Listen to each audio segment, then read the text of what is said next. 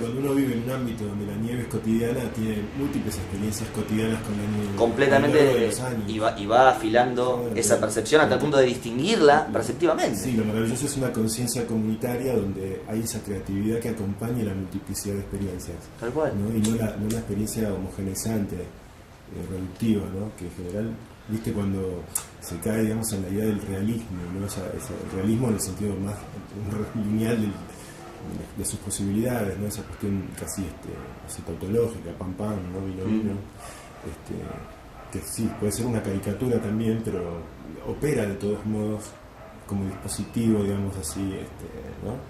Sí, sí.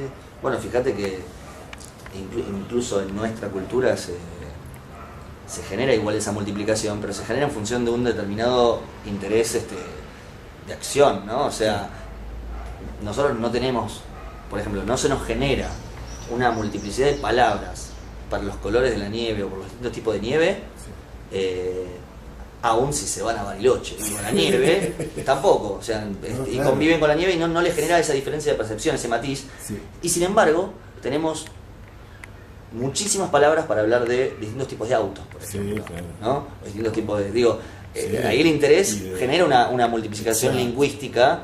Lo que pasa es que está aplicada a eso, digamos, a algo por ahí más triste. Sí, pero sí. digo, si nosotros sencillamente tuviéramos esa misma relación que tenemos con la multiplicidad de cosas que la vemos como diferencial porque nos interesa como hábito estúpido, digamos, sí. social, y en cambio no nos, ¿viste? No aparecen las palabras, no percibimos eso en otro lado. No están las experiencias. Porque no están las experiencias, porque no interesan para la percepción de este tipo de acción, ¿no? Claro, y visto desde otro lugar, así lo mismo, desde otro ángulo de la misma estrella, el tema de los neologismos o digamos, el hecho de trabajar sobre una, entre comillas, novedad del lenguaje, ¿no?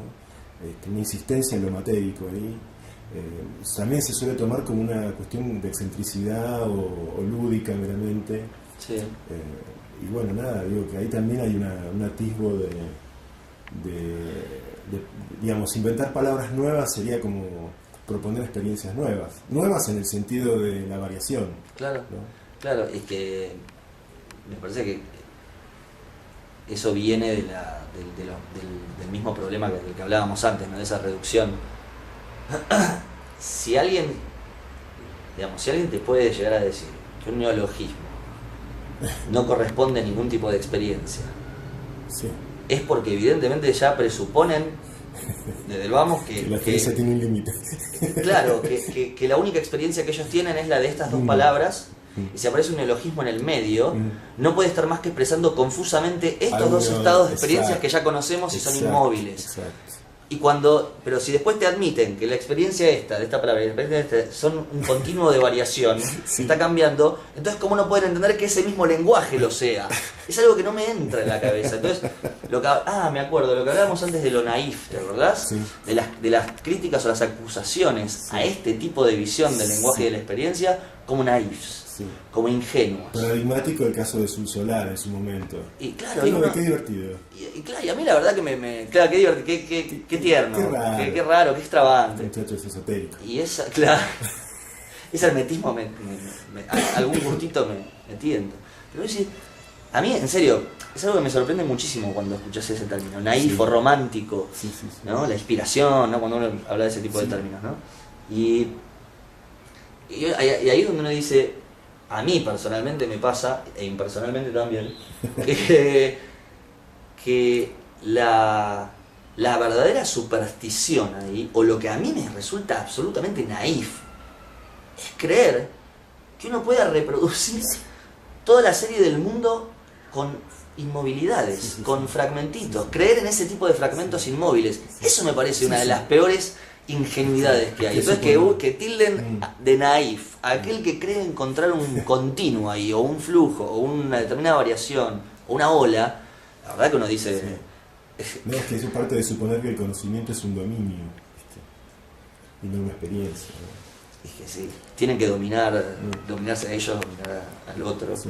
Es como, bueno, siempre para dominar al otro o controlar al otro exige que uno se controle a sí mismo, ¿no? Sí. Tiene eso, entonces el policía con el resto es un autocana. Sí. Sí. Y eso también sucede a nivel del lenguaje, ¿viste? O sea, básicamente.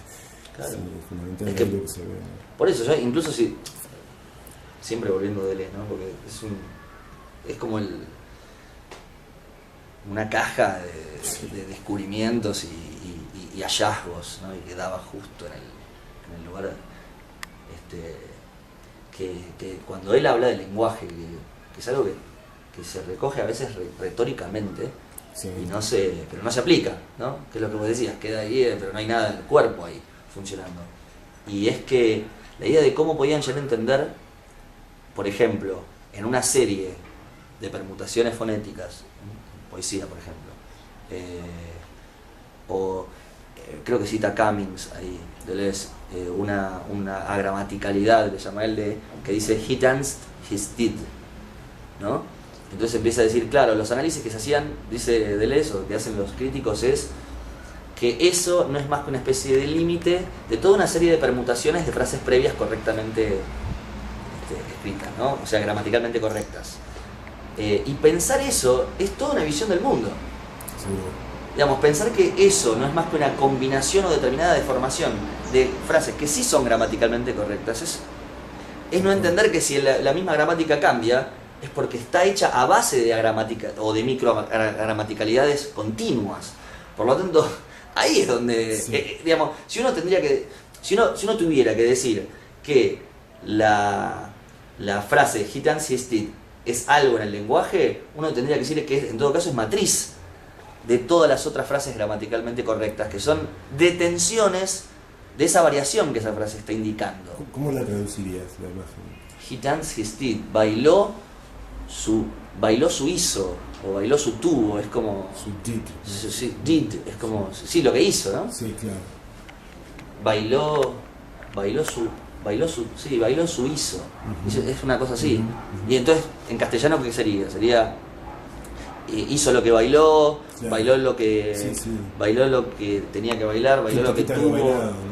Claro, y empieza toda una serie de permutaciones que todo uno dice, esa frase no es más que nada de un límite al que se llegó deformando frases previas. Sí. Pero ¿y esas frases previas? Claro.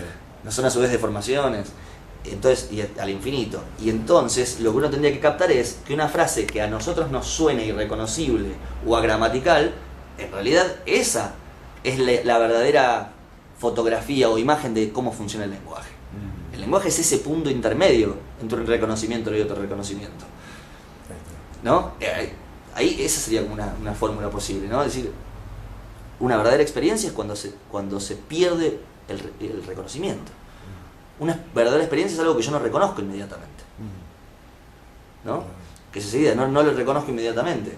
Si lo reconozco inmediatamente no es una experiencia, está tercerizada en el hábito, ¿no? Está tercerizada, digamos, puesta en función de alguien más, ¿no?